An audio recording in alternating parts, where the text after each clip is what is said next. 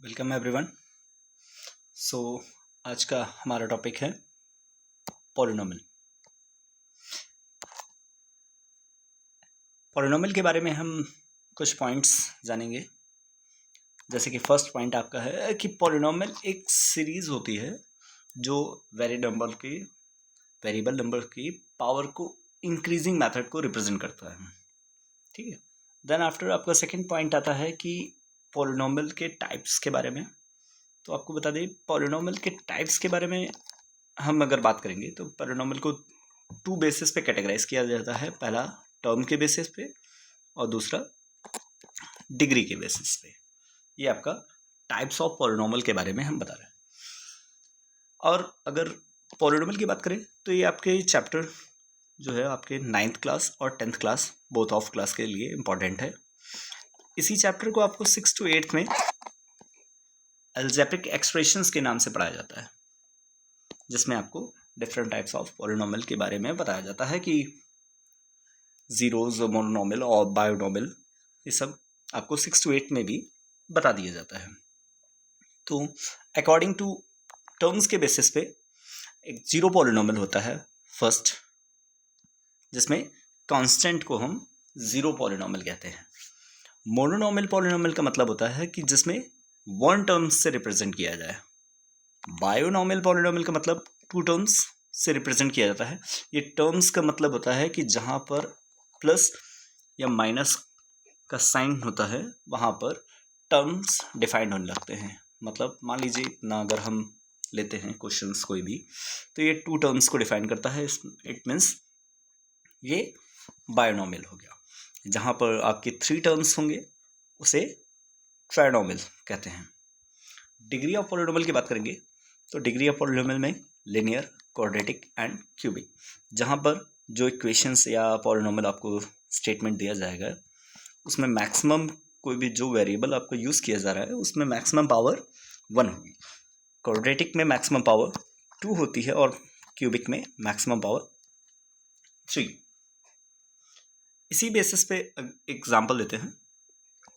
For example के लिए जैसे 2x² + 3 टाइप्स ऑफ पॉलिनोमियल आपको बताना है, जिसमें टर्म्स के बेसिस पे भी और डिग्री के बेसिस पे भी, दोनों बेसिस पे अगर हम बात करेंगे तो टर्म्स के बेसिस पे जब हम बात करते हैं तो इसे हम, चूंकि इसमें टू टर्म्स है तो इसको बायनोमियल कहेंगे, और मैक्सिमम पावर उस इक्वेशन में 2 है इसलिए इसको क्वाड्रेटिक कहेंगे हम। ठीक है। नेक्स्ट क्वेश्चंस जानने से पहले आपको हम बता दें कि इसमें कुछ और सम पॉइंट्स हैं। फॉर एग्जांपल के लिए कि चौथा पॉइंट हमारा है इस सब में इम्पॉर्टेंट टॉपिक, जिसमें आपको कोफिशिएंट, रूट्स एंड फैक्टराइजेशंस को जानना होता है। अब कोफिशिएंट क्या होता है कि कोफिशिएंट जो पॉलिनोमियल आपका दिया गया हो इक्वेशंस, उसके साथ जो नंबर लिखा होता है, फिर वो पॉजिटिव हो या नेगेटिव दोनों, उसे ही हम कोफिशिएंट कहते हैं। जैसे कि आपको एग्जांपल में मैंने मेंशन भी किया है, -2x² + x³, जिसमें x² का कोफिशिएंट पूछा गया है, तो x² के साथ -2 लगा है इसलिए इसका कोफिशिएंट -2 कहलाएगा। इसी तरह आपको अलजेब्रिक एक्सप्रेशंस में आपको 6 to 8 में भी क्वेश्चंस आपको दिए जाते हैं, और सिंप्लीफिकेशन से रिलेटेड, जिसमें बताया जाता है कि कोई भी एक इक्वेशंस आपको दे दी जाती है और x की वैल्यू पुट करने के लिए कह दिया जाता है। अब अगर x की वैल्यू इस पर पुट करेंगे तो ये दोनों टर्म्स तो हमारे 0 हो जाएंगे और रिजल्ट हमारा +3 आ जाएगा। इसी तरह आपको नेक्स्ट क्वेश्चन में भी इसी तरह जीरोस के बेसिस पे आपको बताया जाता है, स्टेटमेंट दे दिया जाता है जहाँ पे x की वैल्यू दे दी जाती है और उस पर पुट करने पर इसका आंसर 1 और 1 2 हो जाएगा। ओके।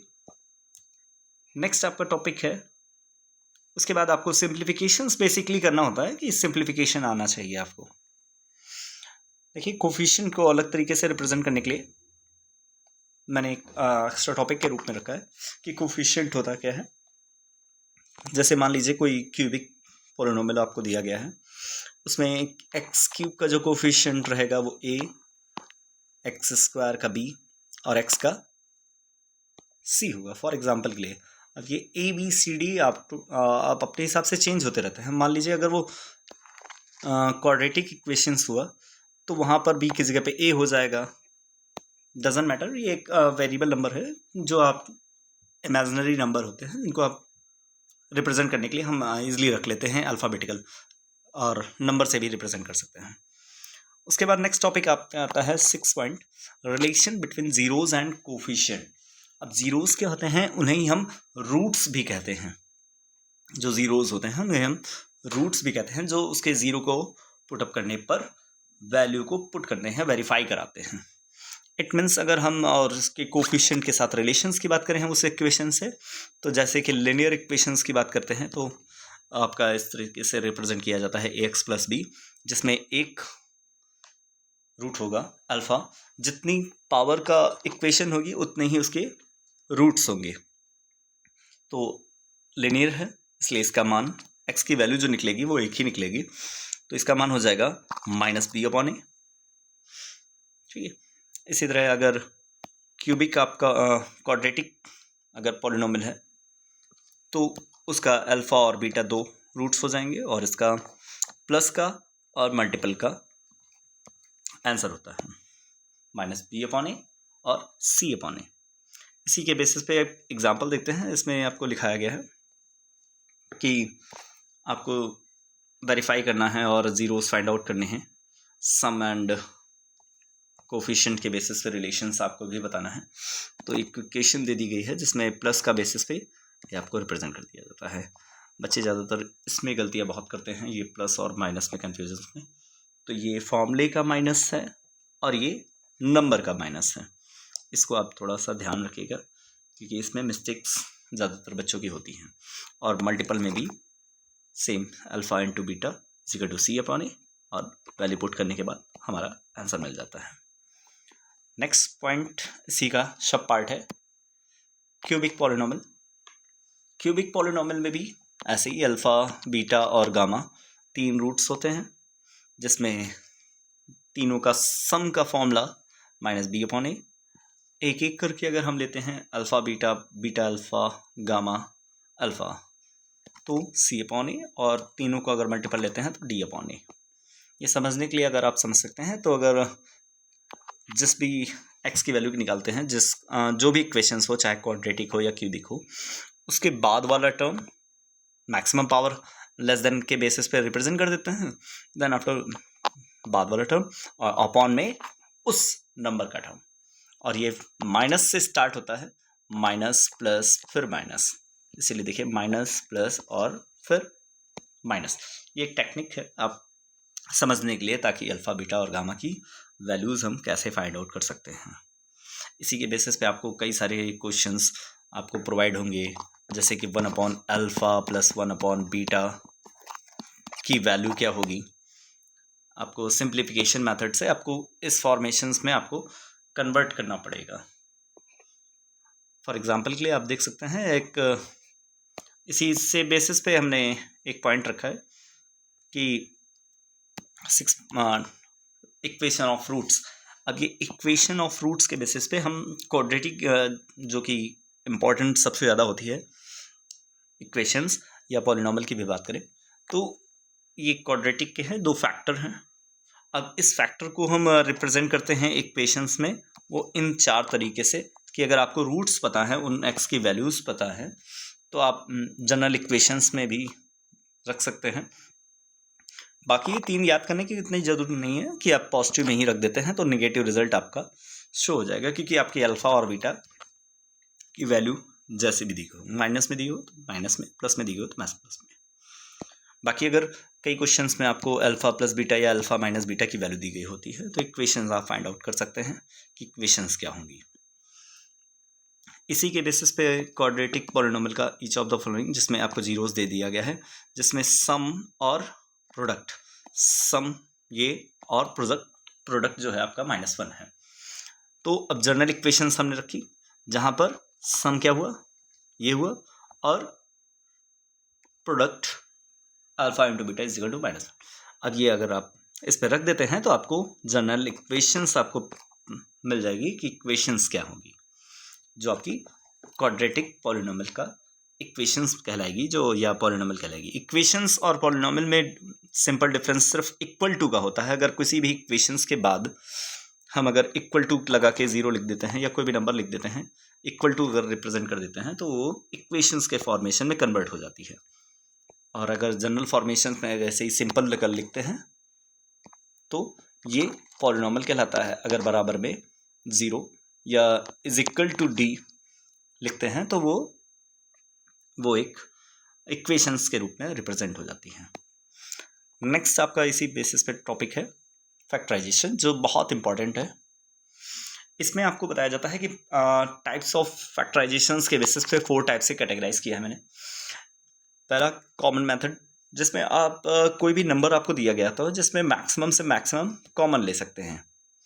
अब इसमें मैक्सिमम कॉमन, जैसे कि आप अल्फ़ाबेट पे देखेंगे तो अल्फ़ाबेट में क्या मैक्सिमम निकल सकता है, सेम अल्फ़ाबेट में x और x स्क्वायर में क्या मैक्सिमम निकल सकता है, y और y स्क्वायर में मैक्सिमम क्या निकल सकता है, y निकल सकता है। नंबर में SCF असल में देखा जाता है कि 4 और 6 का SCF अगर निकालेंगे तो 2 SCF निकलेगा। ठीक है, SCF आपको निकालना स्टार्टिंग में सिखाया जाता है छोटी में क्लासेस में, उसमें SCF निकालते हैं, या इसी के बेसिस पे आपका हो जाता है रिप्रेजेंट और आपका ये आंसर हो जाता है। फिर पेयर विथ कॉमन टाइप्स। अब पेयर विथ कॉमन टाइप्स में आपका 4 टाइप्स हो गए होते हैं। ये 4 टर्म्स आपको दिए गए होते हैं, इन्हीं में से दोनों का पेयर बना लेते हैं जिसमें कॉमन लेना स्टार्ट कर देते हैं। इसमें मैक्सिमम ये कॉमन मिल सकता था और ये।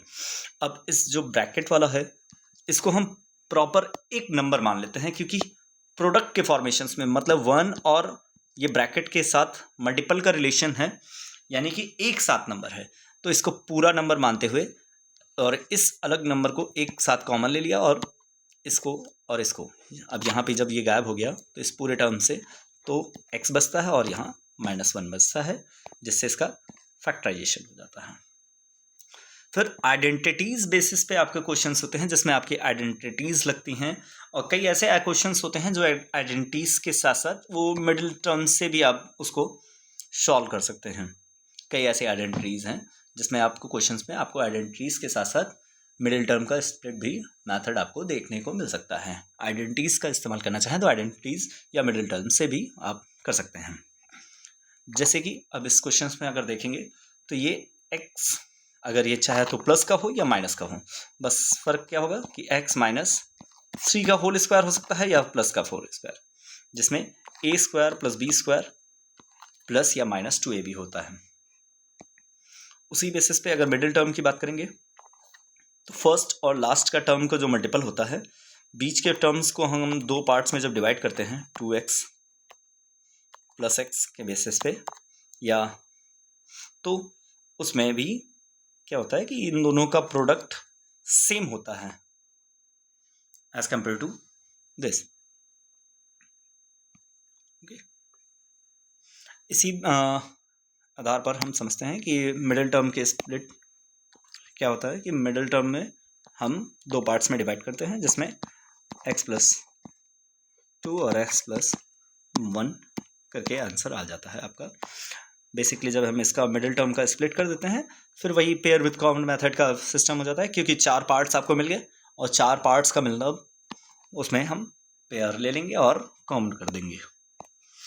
नेक्स्ट पॉइंट आपका 8 टॉपिक है, जिसमें आइडेंटिटीज़ के बारे में मैं बता रहा हूँ कि आपको ये कुछ आइडेंटिटीज़ मैंने लिखी हैं जो आपको पता होना चाहिए, बहुत इंपॉर्टेंट है आपके लिए, जिसमें a + b का होल स्क्वायर, a - b का whole square, a square - b square, और ये कुछ समथिंग इसी स्क्वायर के ही फॉर्मेशंस में होती हैं ये इक्वेशंस। ये 3 बाकी इक्वेशंस इसी के बेसिस पे ही रिप्रेजेंट की है, बस इसमें फ्रैक्शन में रिप्रेजेंट कर दिया जाता है, क्योंकि बच्चे ज़्यादातर इसमें कंफ्यूज हो जाते हैं कि ये 2 कहाँ से आया। अब ये 2a × 1/a से a कैंसिल हो जाने की वजह से सिर्फ 2ab का 2 रह जाता है, और इसी में कुछ बच्चे कंफ्यूज हो जाते हैं कि ये 2 इसका फैक्टराइजेशन कैसे होगा, आइडेंटिटी कैसी कौन सी लगेगी। इसी के बेसिस पे आपका क्यूबिक के भी 4 फॉर्मूले हैं, और ये आपका एक बेसिक फॉर्मूला है। एक आइडेंटिटी दी जाती है इफ़ अगर आपका A plus B plus C is equal to अगर 0 होता है तो इसकी वैल्यू ये होती है। इसके जनरल बेसिस पे भी आपको क्वेश्चंस दिए जाएंगे कि आपको कोई भी स्टेटमेंट दे दिया जाएगा और आपको A cube plus B cube plus C cube की वैल्यू फाइंड आउट करनी होती है, जहाँ पर आपको ए बी सी की वैल्यू दे दी गई होती है। और जबकि आपको बता दिया जाता है कि ए प्लस बी वेयर जहाँ पर A plus B plus C is equal to 0 है, क्वेश्चन में मेंशन कर दिया जाता है। ठीक है, तो ये आपके फैक्टराइजेशंस या पॉलिनोमियल से रिलेटेड कई सारे टॉपिक्स हैं जो आपको कंप्लीट करने होंगे। Okay, thank you.